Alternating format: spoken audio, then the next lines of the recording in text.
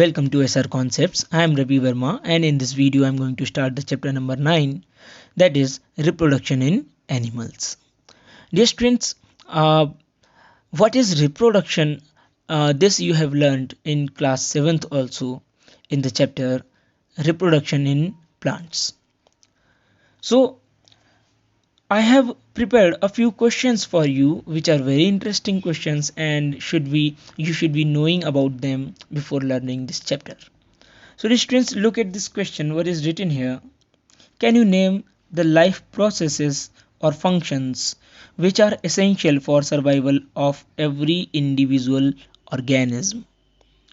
So you know that there are many life processes are going on in the bodies of every living organism and which are very much essential for their survival. And the answer of this question is the respiration, nutrition, excretion, etc. So if we talk about nutrition, the process of obtaining nutrients, then this life process nutrition is very essential for survival. Without nutrition, no living individual can survive. In the same way, respiration, that is the process of obtaining energy from food, is another example of such a process which is very much essential for the survival of every living individual. But my dear student, there is one more life process which most of the living organisms perform, but which is not essential for survival of life of an individual organism. If the name comes to your mind, please speak it, right? So the answer of this question is reproduction. So answer of this question is reproduction. So reproduction is that life process which is actually not required for the survival of living organisms, but yet most of the living organisms are performing it. Then what is the significance, what is the importance of reproduction? Why do the organisms perform reproduction? The importance of reproduction is that it is essential for continuation of the species. So reproduction, so here you can fill reproduction. So reproduction is that process which most of the living organisms perform, however, which is not essential for survival, but that is essential for continuation of species. What is reproduction? Look at the definition of reproduction which is written here. The process by which parent organisms produce new organisms or offsprings of their own kind. This is called reproduction. So what is reproduction? When any living organism produces new organisms of their own kind, this process is called reproduction. Imagine if monkeys stop reproducing or dogs stop reproducing, what will happen? After a few years, you will see there is no monkey or there is no dog left on earth. So the significance of reproduction is that even while there are a number of causes of death of different organisms, but still their populations are either maintained or increasing day by day. This is because of reproduction. So you will realize, when you will think about that, you will realize that reproduction is very important as it ensures the continuation of similar kinds of individuals generation after generation. So dear students, what is reproduction and what is significance is very much clear to you now. Reproduction is the process in which organisms, the parent organisms, produce offsprings of their own kind, and the significance is that it is essential for continuation of species, for maintaining the population of organisms on this earth. Now, dear students, look at this table number 9.1. This is given in your NCERT textbook. Here there is a list of certain animals. These all animals perform reproduction, and these are the names of young ones. You have to fill the names of their young ones. For example, if we talk about the young one of human being is called baby or infant, and the young one of the cat is called kitten. The young one of dog is called the puppy. Here you can see the puppy. And the young one of butterfly is called the caterpillar. And the young one of hen is called chick. The young one of cow is called calf, and the young one of frog is called the froglet or tadpole. So dear students, just note these names in your copy. Now let us understand about the modes of reproduction, but before that we should have a quick revision what we have learned regarding the reproduction of plants in class 7th. Look at this picture. You will remember that this is a picture from your NCERT textbook of science for class 7th from the chapter reproduction in plants. There is a stem cutting of rose is shown. What happens when you cut a cutting from a rose having certain nodes and put it into the soil? This stem cutting grows into a whole new rose plant.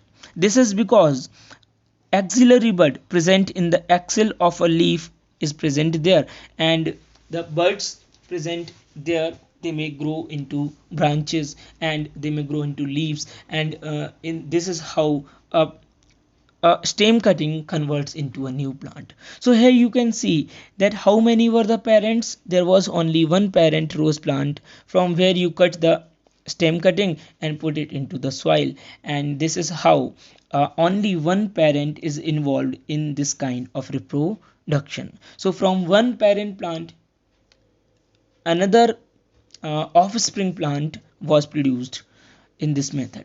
Okay, now look at this picture. Here you can see the potatoes. You can see that potatoes have eyes on them, and in these eyes there you can find certain buds which may grow into new plants. So if you will cut a potato into many pieces and each piece contains one bud or one eye, then if that piece is put into the soil and you regularly give water to this piece, then the bud will grow into a new rose plant. Here again you can see how many parents were involved. Only one parent potato plant was involved in the reproduction, and from there you produced many new potato plants. So again only one potato plant was involved in this process. Now look at the bryophyllum leaves. Here you can see that the bryophyllum is a plant which contains buds in the margins of the leaves. When the leaf falls on the soil, each of the bud grows into new plant. So here you can see that many new plants are growing on the margins of the bryophyllum. Again there was one parent plant and it produced many new plants. Here you can see yeast is reproducing. One yeast cell grows many yeast cells by the process of budding. So this kind of reproduction also involves only one parent organism. Here you can see the fungus. This is the sporangium of the fungus. Inside the sporangium many spores are produced, and when these spores fall on the ground on any dead and decaying organic material, each spore grows into a new fungus. So again there was a single fungal organism, and multiple new fungal individuals were produced by this process. So dear students, in these all examples you can see there was only one parent involved in the process of reproduction, and these all are the examples of a category of reproduction or a mode of reproduction that is called asexual reproduction. Let's understand what is asexual reproduction. Here you can see something is written about asexual reproduction, the type of reproduction in which only a single parent is involved is called asexual reproduction. So all those examples which we discussed is an example of asexual, or were the examples of asexual reproduction, because in all those examples only one parent was involved. There are many animals which may perform asexual reproduction, but mostly the higher animals only show the sexual reproduction. So asexual reproduction is found only in lower category of animals. Here you can see Hydra, Planaria, and many microscopic organisms like amoeba and bacteria show asexual reproduction. So asexual reproduction is generally common in plants, but in animals, asexual reproduction is found only in lower category of animals. Here you can see asexual reproduction of an amoeba is shown here. Amoeba is a unicellular organism. When it wants to reproduce, its cell divides into two new cells and the two new cells become the daughter amoebae. In this way, asexual reproduction takes place by the involvement only one parent. But if we talk about what is sexual reproduction, right, then we will discuss that sexual reproduction is that type of reproduction which begins from the fusion of male and female gametes, right? So this is called sexual reproduction. So in sexual reproduction, actually generally two parents are involved. One is male parent and the other is female parent, and both produce specialized cells known as male and female gametes. So all higher animals and plants reproduce sexually. All higher animals and plants reproduce sexually. In class 7th, we have learnt about the sexual reproduction in plants also. We know that flower is the reproductive organ or reproductive part of the plant, and a flower may have one male structure and the other female part, right? The male part of the flower is the stamen and the female part is the pistil. The male part contains anthers. Inside the anthers there are pollen grains. When these pollen grains fall on the stigma of the pistil, right, the pollen gets germinated and its nucleus then finally fuses with the egg present in the ovary, right, inside the ovule. And finally this fusion of the pollen grains nucleus with the nucleus of the egg brings about the process of fertilization. So let's understand what is sexual reproduction. In sexual reproduction you will see that that that the male parent and female parent both have specialized organs known as gonads. If we talk about animals, then these are called gonads. So in animals, male and female parent have specialized sex organs known as gonads. So the male will have male gonad and the female will have a female gonad. Generally the male gonad is called testis and the female gonad is called the ovary. Now these gonads produce specialized cells known as gametes. Generally in animals, the male gamete is called sperm and the female gamete is called egg or ovum. By certain mechanism, the sperm and egg fuse and produce a single cell.